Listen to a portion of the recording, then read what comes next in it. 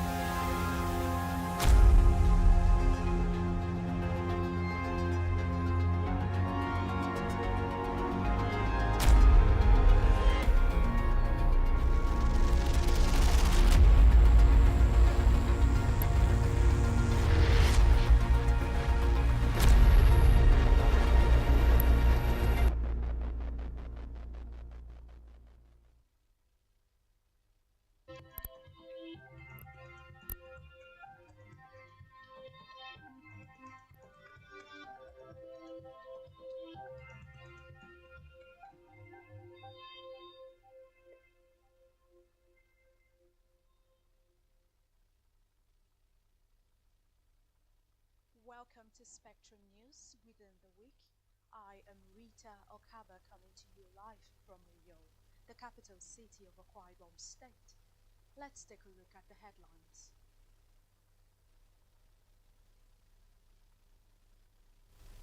President Tinubu defends defections into APC, says there is freedom of movement. INEC creates AI division to modernize electoral process.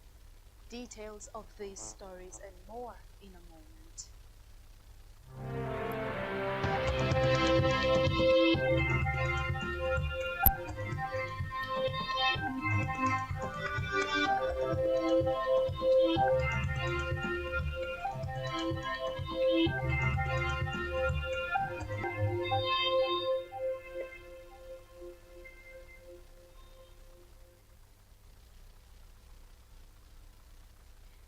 President Bola Tinubu, who has requested the National Assembly to consider 1.481 trillion naira as the budget of Rivers State for this year. The request followed the nullification by the Supreme Court of the earlier budget passed by 3 members of the then State House of Assembly, loyal to the suspended governor, Siminalayi Fubara. The president added that emergency rule in the state informed his decision. The president said that 324 billion naira of the total amount would be spent on infrastructure, 166 billion naira on health, 75.6 billion naira education, and 31.4 billion naira on agriculture. He noted that by the provisions of the budget, agriculture is expected to generate about 6,000 jobs. Meanwhile, President Bola Tinubu during the week inaugurated the newly appointed board and executive team of the Nigerian National Petroleum Company Limited, NNPCL. He conducted the inauguration shortly before attending the All Progressives Congress Stakeholders Summit held at the banquet hall of the Presidential Villa.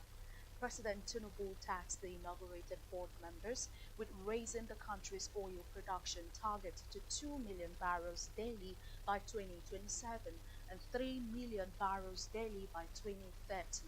Similarly, Tinubu and his administration want gas production increased to 8 billion cubic feet daily by 2027 and 10 billion cubic feet by 2030. He added that the new board should elevate NNPC's share of crude oil refining output to 200,000 barrels by 2027 and reach 500,000 by 2030. This comes after Tinubu appointed Bayo Ojulari as the Group Chief Executive Officer of NNPC and Amadou Musa Kida as the non-executive chairman of the state-owned oil firm barely 7 weeks ago. In the meantime, amid mounting concerns over Nigeria's political trajectory, President Tinubu in the course of the week defended the gale of defections to the All Progressives Congress APC, stressing that Nigeria's constitutional right to freedom of movement and association allows citizens to join any political party of their choice. The president spoke at the APC National Summit in Abuja, where the government also presented its two-year performance report across major sectors. The president dismissed concerns about Nigeria becoming a one-party state, emphasizing that political changes result from free choice, not coercion. He noted that the constitution guarantees the right to join any party. Tinubu's remark comes as the opposition parties accuse the APC of weakening rivals and encouraging defections to cement its power before the 2027 elections, warning that this could lead to a one-party system. In a related development, the All Progressives Congress APC had endorsed President Bola Tinubu as the party's sole candidate for the 2027 presidential election. APC National Chairman Abdullahi Ganduje announced this during the party's national summit in Abuja. Meanwhile, the event was attended by APC governors, ministers, and other political heavyweights of the ruling party.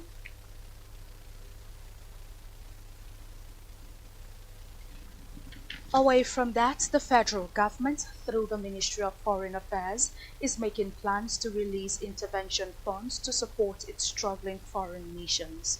According to report, the intervention is part of efforts to alleviate the dire financial challenges affecting the country's 109 diplomatic missions globally.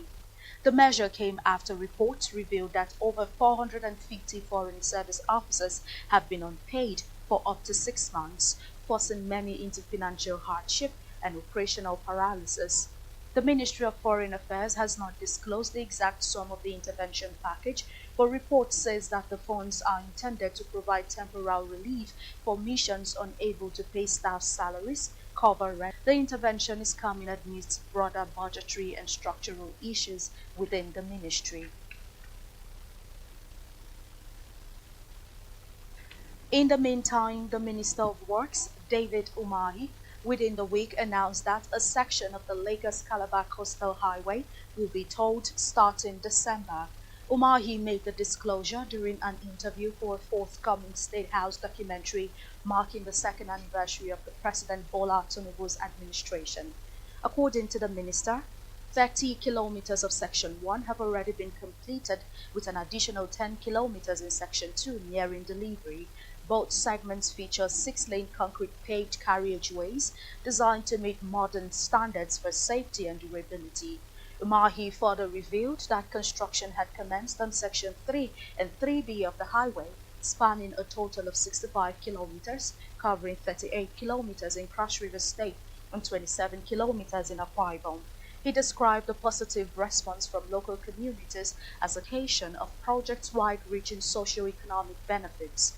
Umahi also highlighted the administration's renewed focus on the Sokoto-Badagry Superhighway, which he noted was part of a broader vision dating back to colonial-era trade plans.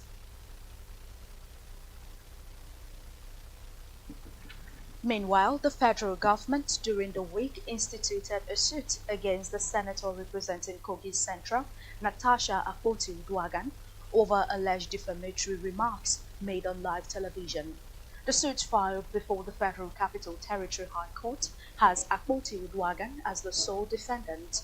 The government accused the senator of making imputation knowing or having reason to believe that such imputation will harm the reputation of a person, citing Section 391 of the Penal Code, Cap 89, Laws of the Federation 1990.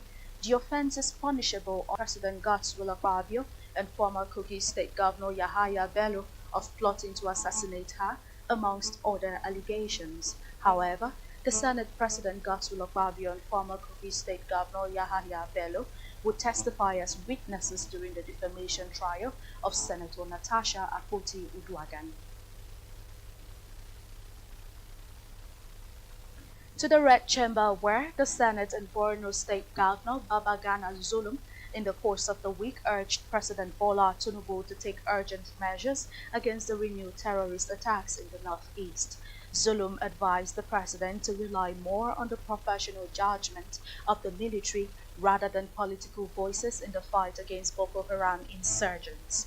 The Senate, on its part, called for concerted actions against the terrorists and also recommended the establishment of a military base in the Hong local government area of Adamawa State. Speaking with newsmen, Zulum emphasized that the solution to the prolonged insurgency lies in strengthening ground-level military intelligence and avoiding political interference. He warned that some politicians and even members of the armed forces were acting as informants and collaborators for the insurgents, further complicating efforts to restore peace.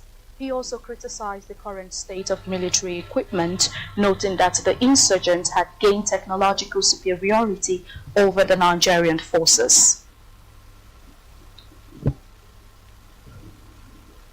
In the meantime, the Senate within the week called for the immediate establishment of a military base in Hong local government area of Adamawa State following a resurgence of Boko Haram attacks in the area and other parts of the northeast. The resolution came during plenary in a matter of urgent national importance after lawmakers debated a motion highlighting the rise in insecurity in Hong and Gombe local government areas, where multiple coordinated attacks by Boko Haram insurgents have left dozens dead and thousands displaced. While lawmakers commended the efforts of the Nigerian Army and other security operatives, the Senate underscored the need to reinforce existing personnel with a permanent military base in Hong to better secure the area and prevent further escalation of violence.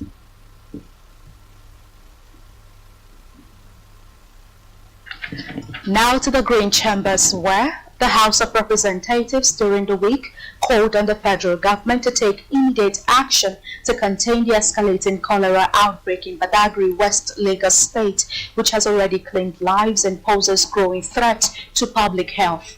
The motion presented by Ceci Wingan appealed for urgent intervention to prevent further loss of life in the affected communities, and in a solemn gesture, the lawmakers observed a minute silence in honor of those who had died as a result of the outbreak.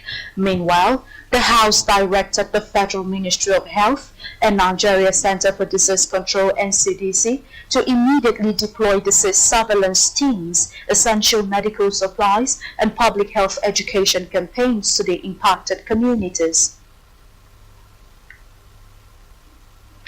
From the judiciary, the Supreme Court in the course of the week dismissed the suit by the 36 states, governments, and the Nigerian Governors Forum (NGF), challenging the federal government's application of recovered looted funds. In a judgment on Friday, a 7-member panel of the Supreme Court was unanimous in holding the suit was wrongly instituted before the Apex Court. In the lead, judgment prepared by Justice Chidiebere Uwa but read by Justice Mohammed Idris, the Apex Court held that the plaintiffs wrongly invoked its jurisdiction. To electoral matters, where the Independent National Electoral Commission (INEC) within the week announced the establishment of a dedicated artificial intelligence (AI) division within its Information and Communication Technology Department. The announcement was made in a statement issued by National Commissioner and Chairman for Information and Voter Education Committee, Sam Olumeko, following the Commission's regular weekly meeting in Abuja. The creation of the AI division comes after INEC's participation in several continental conferences addressing the impact of AI on electoral processes. The Commission acknowledged the dual nature of AI, recognizing both the risk it poses, such as the spread of misinformation and content manipulation, and the opportunities it presents in data-driven decision-making, risk management, service automation, and geospatial intelligence. INEC emphasized that the new division will harness AI to improve logistical planning, material distribution, and polling unit allocation, thereby enhancing the integrity and efficiency of elections through predictive analytics and intelligent automation. On security matters, the Inspector General of Police, Kayode Egbetoku, during the week ordered a full-scale investigation into the killing of a 14-year-old boy, Kehinde Alade, in Ibadan, Oyo State on Tuesday. Also, the Igbeda Traditional Council in Ibadan, Oyo State, which described the incident as a tragic loss, has demanded justice for the bereaved family. Alade was on his way to an examination center to sit the ongoing West African Senior School Certificate examination organized by the West African Examination Council when he was hit by a stray bullet shot by a policeman on joint patrol. The Oyo State government said the student's father was driving against traffic when the incident happened. A statement by the force public relations officer, Olumuyiwa Adejobi, noted that the IGP has ordered a comprehensive investigation into the tragic incident in Oyo State. He reiterated that the process will be transparent and its findings will be made public to ensure justice duly served, as he expressed heartfelt condolences to the family of the deceased young man.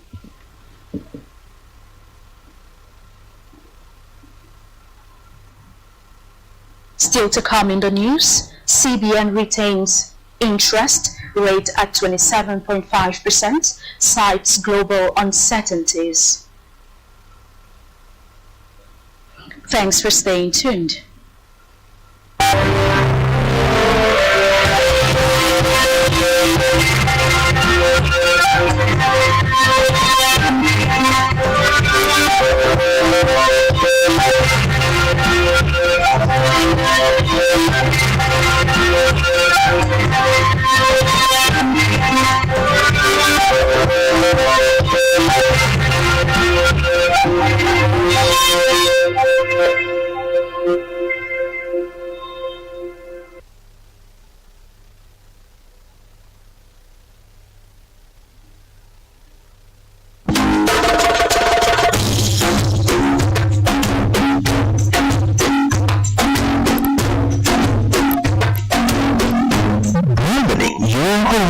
Is what every human being originally desires and heartily pursues and intentionally invests in. For in the gathering of men, only those whose minds are in tune with the dynamics of the past, present, and future innovations, inventions, politics, and governance are respected. We are Spectrum Television, and broadening your horizon is our obsession. With your decoder now to connect Spectrum Television on the frequency 12589, symbol rate 26250. That is frequency 12589, symbol rate 26250. Polarization horizontal, and join our online community at spectrumtv.ng. For further inquiries, please call 0704 158 5642 or 0704 541 7707. Spectrum Television, broadening your horizons. The depth of knowledge, fun, and entertainment you experience on Spectrum Television can never be overstated, especially when you get them all at once. At Spectrum Television, you start your day with insightful political and social discussion that spotlights on Africa and the world's view. On well-being, we prioritize your health both the mental space, staying fit and achieving goals. Stay updated with the business world of financial markets and global economic analysis. We bring you all the latest from the world of sports and cutting-edge innovations looking at the future of tech on Tech Insight. To stay updated with the latest in entertainment and music on Entertainment Now.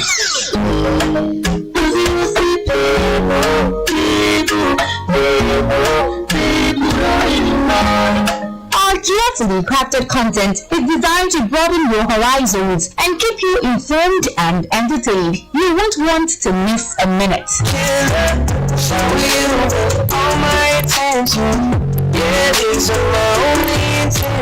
Watch Spectrum Television live on free-to-air. Scan your decoder to continue receiving the best of our signals or stream live at www.spectrumtvlive.ng. For more inquiries, call 0704 158 5642.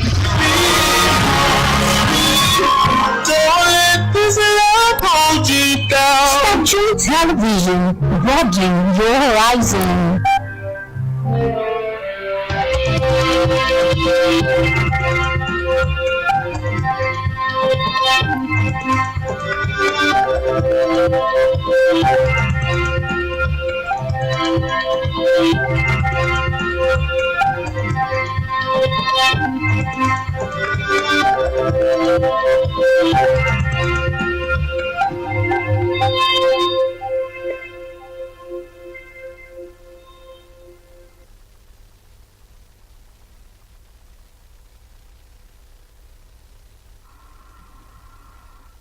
Many thanks for staying tuned, and now to the rest of the stories.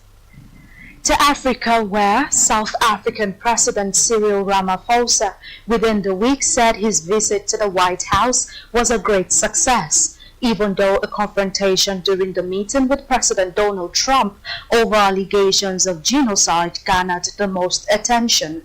Ramaphosa said the country has achieved re-engagement with the U.S. to put the issues of investment and trade on the table and to ensure that South Africa continue engaging through the various other formations. Recall that Trump used the White House meeting to confront Ramaphosa with claims of the systematic killing of white farmers in that country, adding that people are fleeing South Africa for their safety.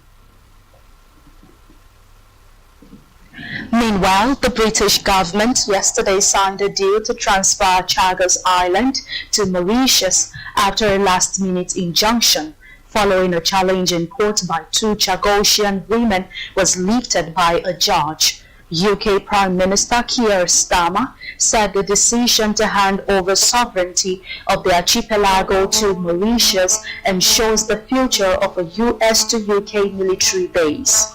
Reports say the Indian Ocean archipelago is home to a strategically important naval and bomber base on the largest of the island, Diego Garcia. Under the agreement, the UK will pay Mauritius £101 million per year to lease back the base for at least 99 years. Recall that the signing was delayed for several hours after a UK judge imposed a last-minute injunction blocking the transfer that was later lifted by another judge.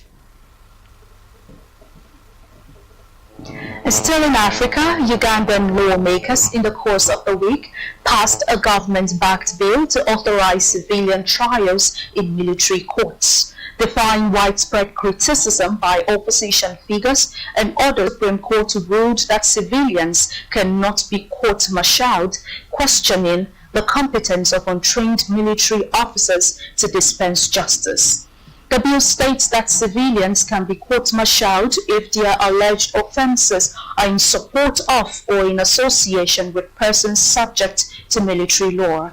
It also says that presiding officers must be qualified in law, but opposition anti-democratic effort as the East African country heads into elections scheduled for 2026. On the foreign scene, the European Union's trade chief has said that the 27-member bloc is committed to securing a trade deal with the US based on respect, not threats. The This comes after U.S. President Donald Trump threatened to slap a 50% tariff on all goods sent to the U.S. from the EU. EU Trade Commissioner Maros Sefcovic noted that the EU is fully engaged, committed to securing a deal that works. He said this after a call with U.S. Trade Representatives Jamieson Greer and Commerce Secretary Howard Lutnick. Sefcovic added that EU-US trade is unmatched and must be guided by mutual respect, not threats, stressing that EU stands ready to defend its interests. Elsewhere, Donald Trump's administration within the week moved to end Harvard's ability to enroll international students, escalating a standoff with America's oldest university Homeland Security Secretary, Kristi Noem, wrote on X that the administration had revoked Harvard student and exchange visitor program certification as a result of their failure to adhere to the law. Meanwhile, Harvard in a statement described the move as unlawful, noting that the university is fully committed to maintaining Harvard's ability to host international students and scholars who hail from more than 140 countries and enrich the university and this nation immeasurably. The university added that Harvard is working quickly to provide guidance and support to members of its community, emphasizing that the retaliatory action threatens serious harm to the Harvard community and the country and undermines Harvard's academic and research mission. In the meantime, U.S. President Donald Trump during the week said U.S. has selected a design for the futuristic Golden Dome missile defense system, adding that it will be operational by the end of his time in office. Reports say just days after returning to the White House in January, Trump unveiled his intentions for the system aimed at countering next-generation aerial threats to the U.S., including ballistic and cruise missiles. According to the report, an initial sum of $25 billion have been earmarked in a new budget bill, although the government has estimated it could end up costing 20 times that over in decades.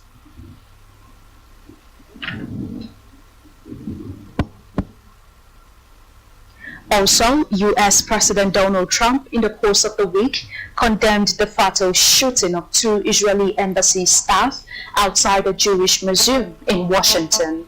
Trump stressed that killings motivated by anti-Semitism must end, declaring that there is no place for such violence in the country. Reports say that the attack took place on Wednesday night near the intersection of 3rd Street and F Street NW, close to Georgetown University Law School and FBI's Washington field office. Meanwhile, Police Chief Pamela Smith said the suspect shouted "Free Palestine" while being detained. The victims were identified as staff members of the Israeli embassy who had been attending an event hosted by the American Jewish Committee at the museum.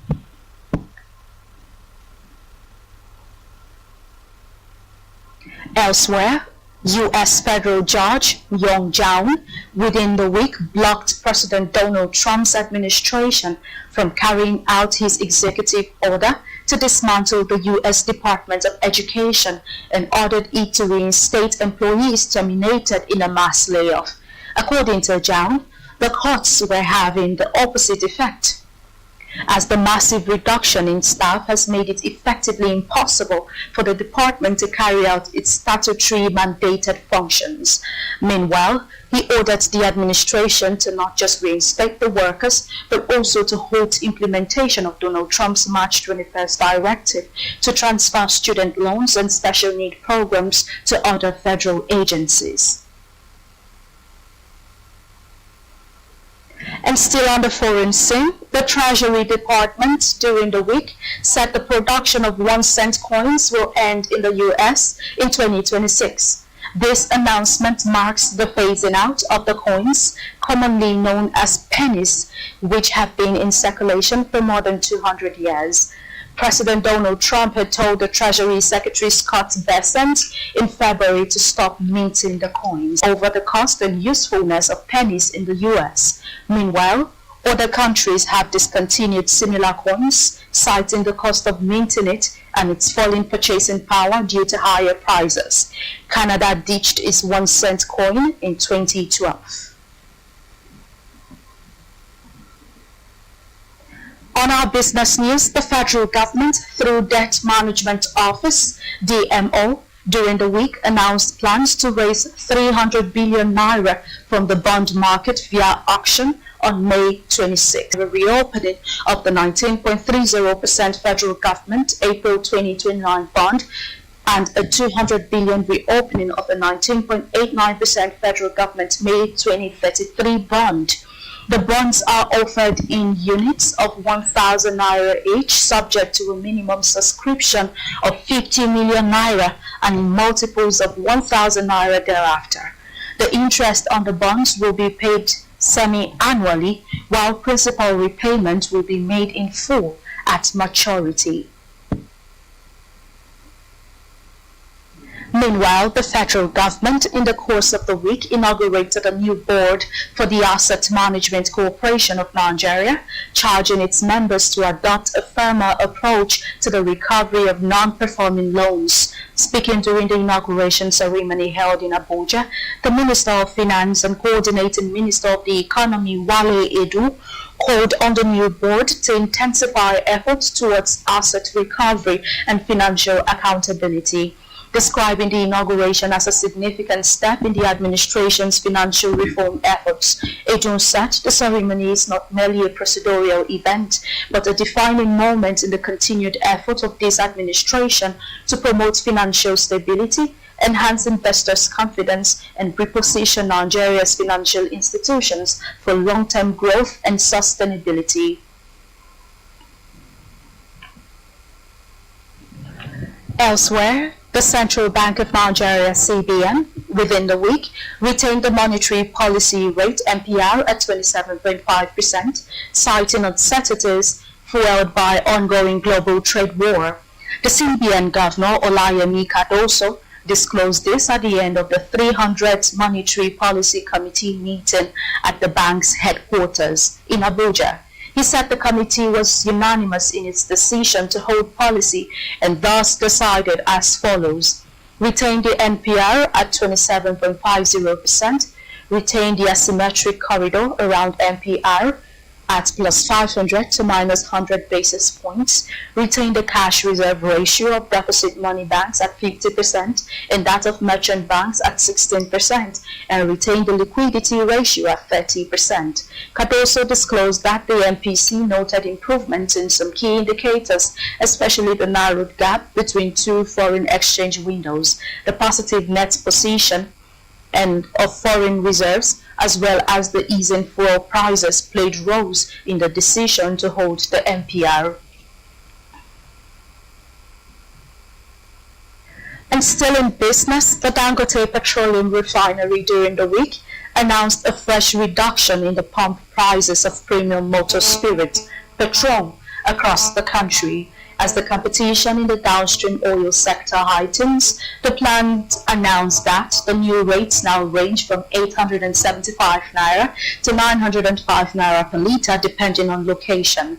The new price regime, which marks a 15 naira reduction per litre across all regions and partner retail outlets, was posted on the official social media handle of the Dangote Refinery. Reports say the reduction applies to all major fuel marketers in partnership with the refinery. The development follows renewed competition between petrol importing marketers and the refinery to control market shares and dictate pricing. Still to come in the news, Osimhen agrees 3-year deal with new club as Chelsea, Man United miss out. Do stay with us.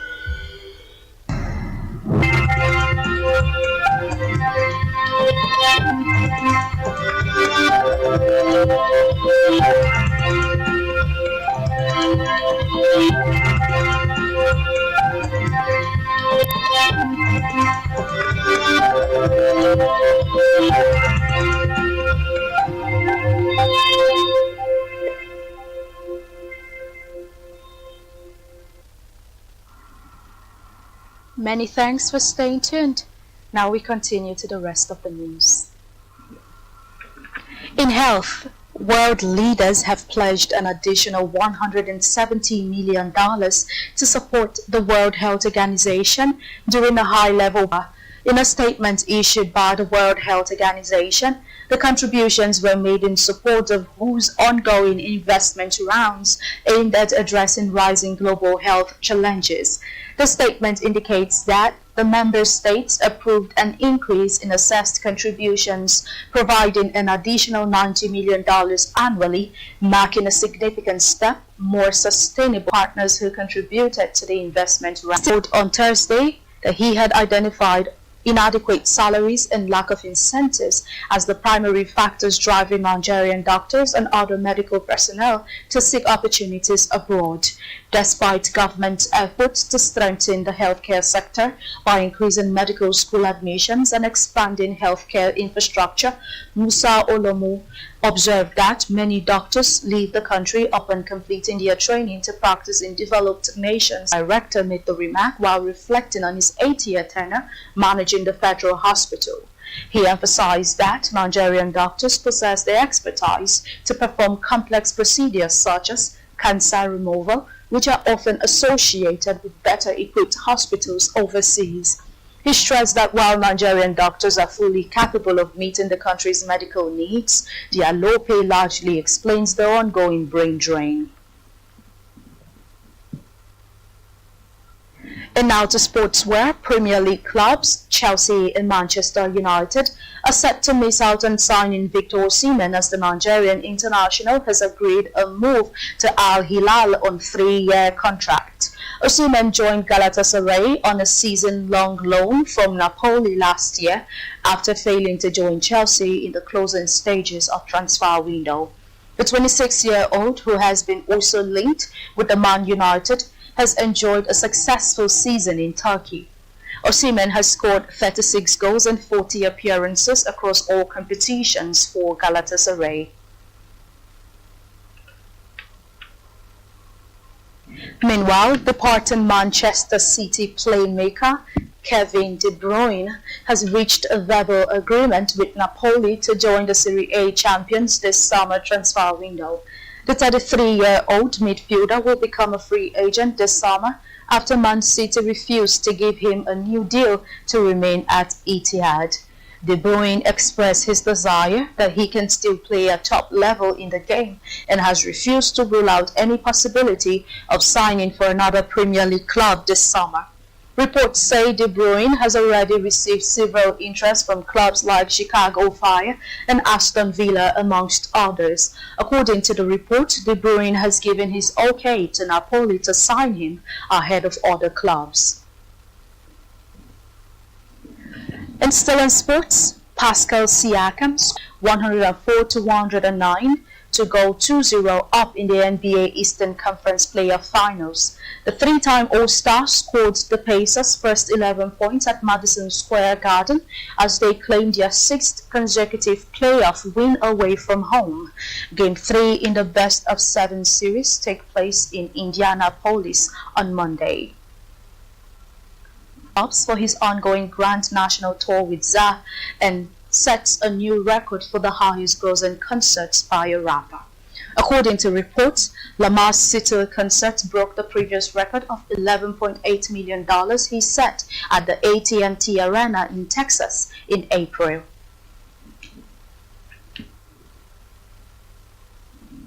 Lastly, in the news, within the week, Grammy-winning superstar extended his record as one of the most certified African artists in the United Kingdom.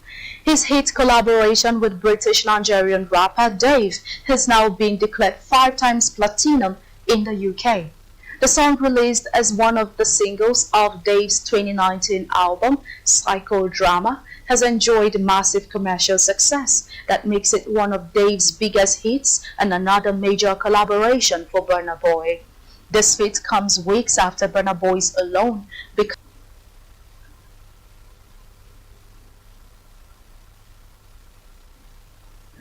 And that's all we have for you at this time. Do ensure to follow us on social media and subscribe to our YouTube channel, all of which you can find on our website spectrumtv.ng. You have been watching Spectrum News within the week.